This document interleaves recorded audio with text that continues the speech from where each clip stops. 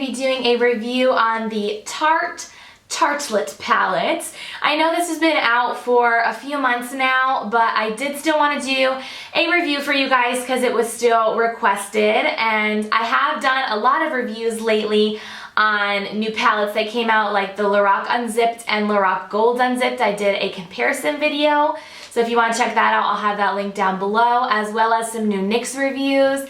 I'll also have that link down below, so if you missed any of those will be there for you to see. But let's go ahead and get started into this review. I always try to start off with packaging when I talk about the review.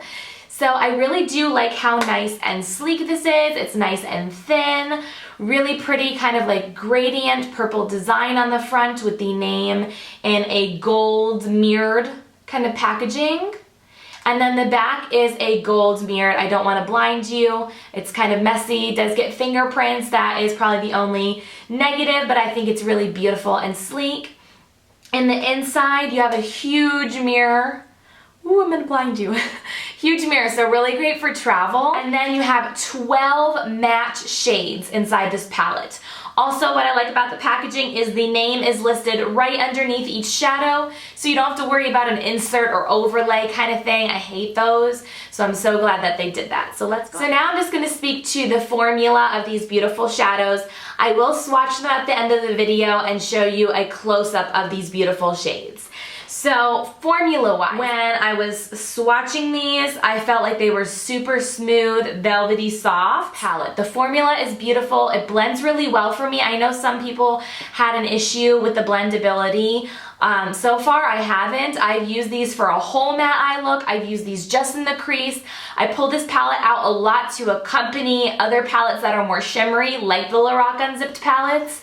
So I really have been loving these for crease colors and outer corner colors a lot, and transition colors. But as for doing a whole matte eye look, I like it, but I feel like a lot of the colors are very similar and tend to just blend all together. So that's probably my only issue with this palette. I think there's some really beautiful neutrals. If you are looking for a very satiny, soft, matte eye look, you're gonna really love this palette. It's actually been sold out at my Sephora for weeks now, so I know it's very popular and that people are loving it. I will say that the first time I used it at my work, so it wasn't this palette, it was a different palette that was a tester, I wasn't that impressed. And then, so I was kind of like, oh, it's probably not that great. And then I started using mine and I absolutely loved it. I don't know, but I really, really love mine, and like I said, I've been reaching for it a ton. So if you like matte shadows, or you want an accompanying palette for a lot of your shimmery shades, and you like more of a cooler tone, because a lot of these are more cooler, and usually you guys know I'm all about my warm tones, so I really like having this when I want a cooler toned look. And I really like the darker colors in this too. That black is awesome. Okay, I've talked enough about this, I think. Let's go ahead and get right into the swatches. Starting from the top here, it's probably hard to see, but this is Free Spirit. It's a beautiful matte shade that I like to, cream shade that I like to put all over my lid to start off with. Then the next one here is Force of Nature. Really pretty, kind of caramely toned. Love using this in my crease. Next is Dreamer, a nice chocolatey brown. Then we have Multitasker, which is just a deeper, has a little bit of a red undertone to it. Second row to start off with is this matte soft pink. Haven't really used this very much, but it would be pretty all over the lid with a mauve shade in the crease. Next we have Natural Beauty, which all of these are kind of more like mauve-y purpley, and this is a really great kind of brown mauve. Then we have a deeper mauve shade in Best Friend, and then a deep dark plummy shade in Bombshell, which is so pretty. Like, this whole row is really pretty for an eye look.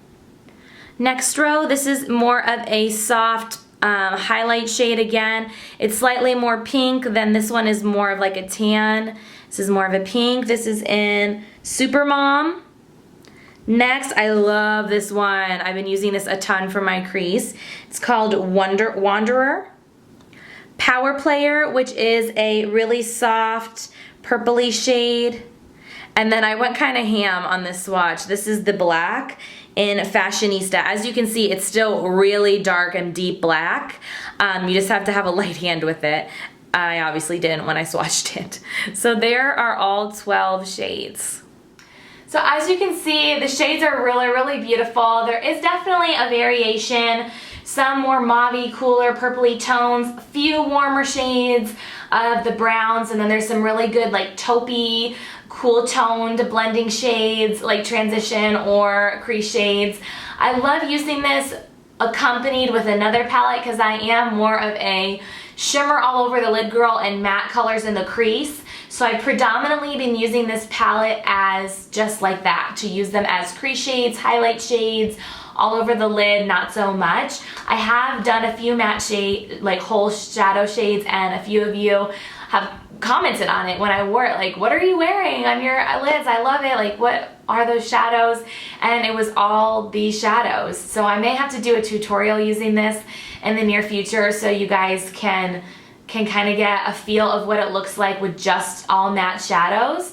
And I do feel like it's a good palette, especially if you really like matte shadows. I know Tarte tends to be a little bit more hit or miss with their shadows, but this one to me is a hit. I know, controversy, some people will not agree with me, and that's fine, because I do know some makeup artists that are not a fan of this. But I have been really reaching for it and loving it. So I hope this review was helpful for you guys. If you have any more questions, please feel free to comment down below. And please like this, give this video a like if you want more reviews from me or if you want a tutorial with me using this palette. Hope you guys have a wonderful rest of your week, and I'll be seeing you again soon. Bye!